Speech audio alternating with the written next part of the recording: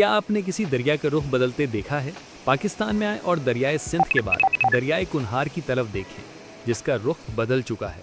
دراصل پورے پاکستان میں توانائی کی سیکیورٹی ایک بڑا چیلنج ہے۔ یہ صرف ایک ٹیکنیکل مسئلہ نہیں بلکہ ایک گہرا اقتصادی اور سماجی بوجھ ہے۔ کئی دہائیوں سے مہنگے درآمد شدہ ایندھن جیسے فرنس آئل اور LNG لیکویفائڈ نیچرل گیس پر انحصار ملک کے زر مبادلہ کے ذخائر کو ختم کر رہا ہے۔ صارفین کو عالمی منڈی کی غیر یقینی قیمتوں کا سامنا کرنا پڑتا ہے۔ اسی کمزوری نے ملک کے اندر ہی صاف، قابل اعتماد اور مقامی ذرائع سے بجلی بنانے کی ایک ہنگامی مہم کو جنم دیا ہے۔ خیبر پختونخوا کے پہاڑی علاقے میں اس مسئلے کا ایک حل موجود ہے۔ دریائے کنہار کی وہ بے پناہ طاقت جو ابھی تک استعمال نہیں ہوئی۔ یہ گلیشیئر سے نکلنے والا معاون دریا ہے جو اس خطے سے گزرتا ہے۔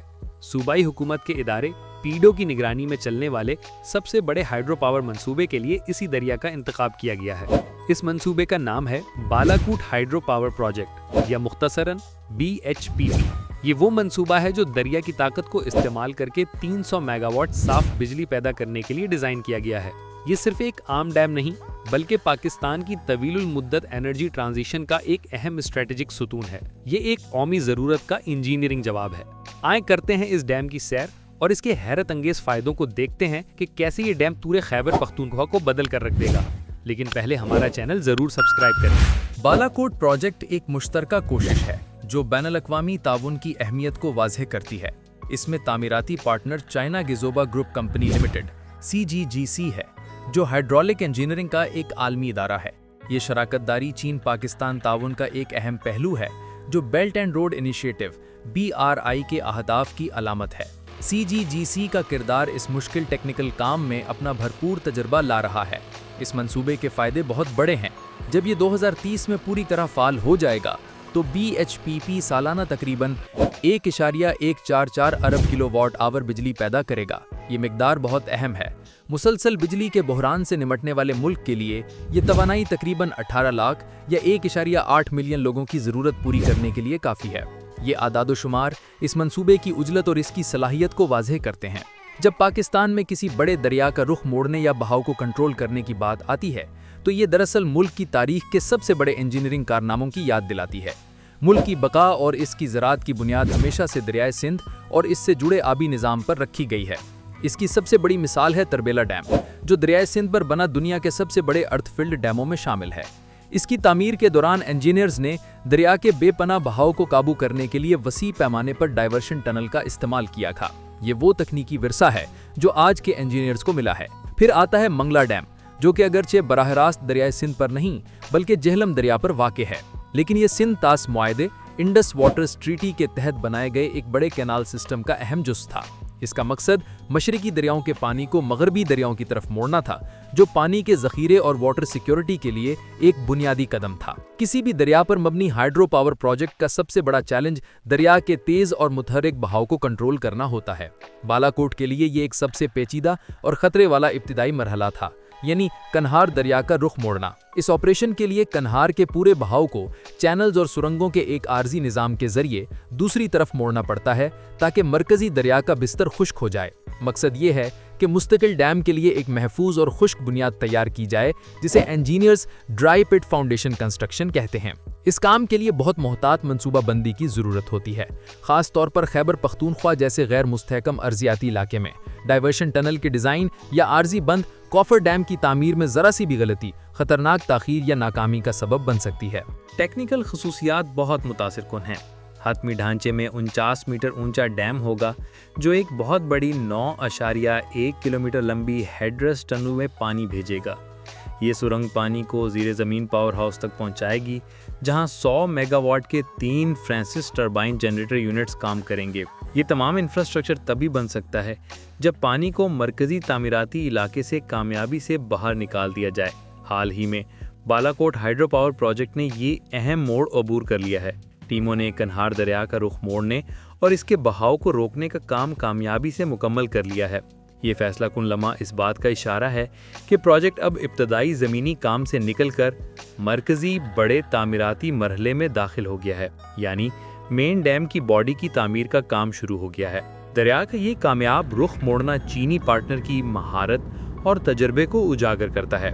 China Gezhouba group company limited या CGCC के लिए ये इस खित्ते में एक और बड़ी कामयाबी है। यहाँ खुदाई की गई जगह से जल्द ही 49 मीटर ऊंचा डैम उठना शुरू हो जाएगा। इस ऊंचाई को खास तौर पर तीनों फ्रांसिस टरबाइन जनरेटर यूनिट्स को चलाने के लिए जरूरी हाइड्रोलिक हेड फराहम करने के लिए डिजाइन किया गया है। हर यूनिट 100 मेगावाट बिजली पैदा करेगा, यूं 300 मेगावाट की सलाहियत पूरी होगी। ये पूरा सेटअप बेस लोड पावर का एक काबिल एतमाद जरिया बनने के लिए डिज़ाइन किया गया है, जो कौमी इलेक्ट्रिक ग्रिड के इस्तेहकाम के लिए एक अहम अंसन है। बालाकोट मंसूबे का बुनियादी फ़ायदा सिर्फ बिजली की मिकदार नहीं, बल्कि बिजली का मयार और इसकी लागत है। हाइड्रो पावर प्लांट की ऑपरेटिंग लागत एक बार बन जाने के बाद तकरीबन सिफर होती है, क्योंकि इसका ईंधन कन्हार का पानी मुफ्त और मकामी है। ये बहुत बड़ा फर्क ही बालाकोट हाइड्रो पावर प्रोजेक्ट का मरकजी इक्तिसादी जवाज़ है। इस मंसूबे से खैबर पख्तूनख्वा हुकूमत के लिए तकरीबन 20 अरब रुपए की सालाना आमदनी मुतवक्के है। ये बड़ी आमदनी मकामी बुनियादी ढांचे, तालीम और समाजी खिदमात में दोबारा लगाई जा सकती है, जिससे खित्ते की तरक्की को फ़रोग मिलेगा।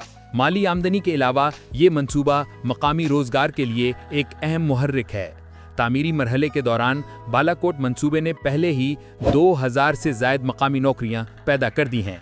ये न सिर्फ बराह रास्त उजरत फराहम करता है, बल्कि मवाद, खिदमात और मुत्तल्लिका तजारत की मांग में इजाफा करके मकामी मईशत को भी मुतहर्रिक करता है। मंसूबा अब तेज़ी से अपने 2030 तक की तकमील के हदफ की तरफ बढ़ सकता है। ये एक पुरअज़म टाइमलाइन है, जिसमें पीडो और CGGC को मुसलसल हम आहंगी बरकरार रखना होगी। अहम बात यह है कि बालाकोट पाकिस्तान के पायदार तरक्की के अहदाफ यानी SDGs में अहम किरदार अदा करता है। 1.144 अरब किलोवाट घंटा सिफर कार्बन बिजली पैदा करके ये कोयले या तेल पर मबनी पैदावार की ज़रूरत को बढ़ाए रास्त कम करता है, जो माहौलियाती तब्दीली का मुकाबला करने की कौमी कोशिशों में अपना हिस्सा डालता है। हम इसके बड़े फायदों की बात करें तो ये बहुत से हैं, जैसा कि सबसे पहले तो 300 मेगावाट सलाहियत, 1.144 अरब किलोवाट घंटा सालाना पैदावार, बिजली 18 लाख लोगों के लिए, 20 अरब रुपए की सालाना सूबाई आमदनी, ईंधन पर खर्च होने वाले ज़र मुबादला पर बचत, 2000 से ज़ायद मकामी मुलाजमतें, बेहतर इक्तिसादी तरक्की, एक साफ माहौल, बेहतर तवानाई की सिक्योरिटी और इत्तेहादी सनतों की मजबूती। हाइड्रो इलेक्ट्रिक इंफ्रास्ट्रक्चर कई नस्लों का असासा होता है। 750 मिलियन अमरीकी डॉलर से जायद की इब्तदाई सरमायाकारी आधी सदी से जायद तक मुस्तकिल कम लागत वाली बिजली के जरिए मुनाफा देती है। ये सारिफीन और सनतकारों के लिए तवीलुल मियाद कीमत के इस्तेहकाम में सरमायाकारी है। बालाकोट प्रोजेक्ट की अहमियत कौमी सरहदों से बाहर भी फैली हुई है। बालाकोट मंसूबा पाकिस्तान के सबसे अहम बुनियादी ढांचे के मंसूबों में से एक है। दरिया का रुख मोड़ने के बाद अब मरकजी तामीर का रास्ता साफ है। तमाम तर तवज्जो 2030 की तकमील की तारीख को पूरा करने पर है। जैसे जैसे बालाकोट डैम की बुनियादें खुश्क दरिया के बिस्तर में शक्ल इख्तियार कर रही हैं, पाकिस्तान सिर्फ एक पावर प्लांट नहीं बना रहा, ये तवानाई की आज़ादी और मुस्तहकम खुशहाली की तरफ एक अहम पुल बना रहा है। नाजरीन, आप इस डैम के बारे में जो भी सवाल रखते हैं या कोई राय देना चाहते हैं तो नीचे कमेंट सेक्शन मौजूद है।